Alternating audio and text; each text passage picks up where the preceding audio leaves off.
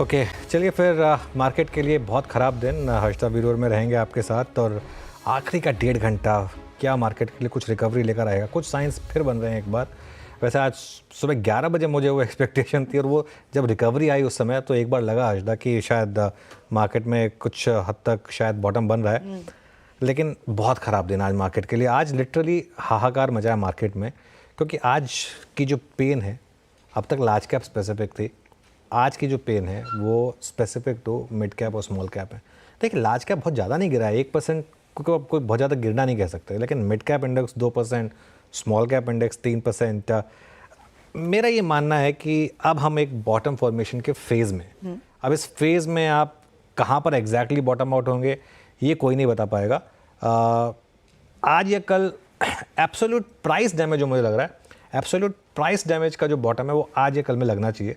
उसके बाद हो सकता है मार्केट थोड़ा टाइम वाइज करेक्शन ले, थोड़ा सा और आपको तंग करे, थोड़ा सा थकाए। इसका मतलब ये नहीं कि बस आज या कल का जो लो बना वही बॉटम होगा, उसके बाद भी मार्केट कई बार थोड़ा सा और 100-200 पॉइंट नीचे का मूव बना सकता है। लेकिन वो जो पैनिक वाले जो लेवल्स आ रहे हैं वो मुझे लग रहा है आज या कल में शायद उसमें बॉटम लगेगा। लेकिन कोई भी ट्रेड जल्दबाजी में ना ले, इस चीज़ का ध्यान रखें। अब अनुज, जब हम 11 बजे चर्चा कर रहे थे, जब 24,800 टूटा था, तब आपने मेंशन किया था तो 24,750 क्रूशल है, उसको भी ब्रीच किया है हमने इंट्राडे के लिए। तो फिर अब स्थिति क्या लग रही है? क्या अभी भी वर्डिक्ट तेजी या हौसले की तरफ है, या फिर अब ये मामला धीरे धीरे करके मंदी की तरफ फिसलने लगा है? क्या उसका डर अब बढ़ने लगा है आज जो क्रूशल लेवल ब्रीच हुआ? देखिए अब मंदी या तेज़ी किस कॉन्टेक्स्ट में देखी जाए ये ज़रूरी है। जैसे आज मैं सुबह एक सवाल कर रहा था, अगर आप मुझे पूछेंगे कि निफ्टी पहले 24,000 लगाएगा या पहले 26,000 लगाएगा तो उसमें तो इक्वल प्रोबेबिलिटी है। लेकिन अगर आप मुझे पूछेंगे कि निफ्टी 15,000 जाएगा या निफ्टी 35,000 जाएगा तो मैं कहूँगा 90% प्रोबेबिलिटी 35,000 जाएगा। अगर आप कहेंगे कि निफ्टी 10,000 जाएगा या निफ्टी 60,000 जाएगा, मैं कहूँगा 95% प्रोबेबिलिटी कि निफ्टी 60,000 वहाँ पर जाएगा। तो वो ना आपके कॉन्टेक्स्ट पे डिपेंड करता है। लेकिन क्या है, सबके पास कैपिटल लिमिटेड है और अब ये कहना बहुत आसान होता है कि और ले लीजिए और ले लीजिए, कैपिटल भी तो लिमिटेड है ना, कितना ले लेगा। ज़्यादातर लोग तो फुल इन्वेस्टेड रहते हैं। देखिए पहले तो अगर आप एक ट्रेडर है ना, तो मैं एक चीज़ क्लियरली बोल रहा हूँ, अगर आप एक ट्रेडर हैं तो आज आपके पास कोई एक्सक्यूज़ नहीं होना चाहिए था पैसा ना बनाने का, क्योंकि ट्रेडर्स ने अगर स्क्रीन को रिस्पेक्ट करा है, फ्राइडे को मार्केट ने चिल्ला चिल्ला के आपको साइन दे दिया था कि ये अगर रैली मिले तो उसको बेच दीजिए, गैप अप मिले उसको बेच दीजिए। इस मार्केट में बॉटम तब तक नहीं बनेगा जब तक आप गैप अप लाते रहेंगे। गैप अप आएगा, सेलर आ जाएगा। अब देखिए कल मुझे लगता है कि शायद गैप अप ना मिले मार्केट को इसकी वजह से। तो इसके लिए ट्रेडर्स को आप रिस्पेक्ट करना है। हमेशा बुल बनने का फ़ायदा नहीं है।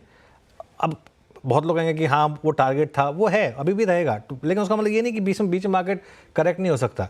आप कभी भी ट्रैकिंग करते हैं, कई बार आपको पहले 2-3 स्टेप नीचे आना पड़ता है, थोड़ी एनर्जी लेनी पड़ती है, उसके बाद वापस आपको ट्रैकिंग करनी होती है। तो हमेशा लाइफ में चीज़ें जो है ना वन लीनियर मैनर में सिर्फ आपको एफडी में रिटर्न मिलेंगे, मार्केट में आपको नहीं मिलेंगे। तो इसके लिए शॉर्ट में अगर पैसा बन रहा है तो बनाइए ना, क्या तकलीफ है। आज फॉर एग्जांपल सुबह सुबह जो मेरी अप्रोच थी उसमें सबसे पहली ट्रेड ये थी कि पहली ट्रेड होगी जहां मार्केट खुले, वहां पर जहां फेलियर मिले वहां सेल करिए और एक 25-30 पॉइंट का स्टॉप लॉस लगा दीजिए।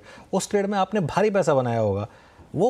वो उन लोगों ने बनाया जिन्होंने मार्केट के टेक्सचर को रिस्पेक्ट करा। मार्केट का टेक्सचर इस समय सेल का, इंट्राडे में सेल का टेक्सचर है, तो उसको आप रिस्पेक्ट करें।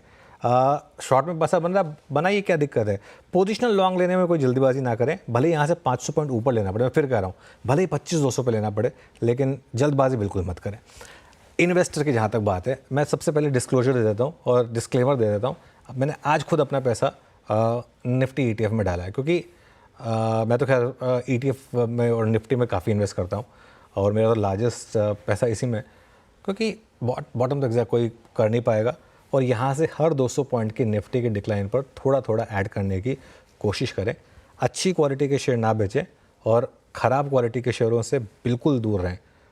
उसका एक एग्जांपल देता हूँ, एक बार फिर से आप स्क्रीन पर रखिए भारती एयरटेल और वोडाफोन आइडिया के चार्ट्स को।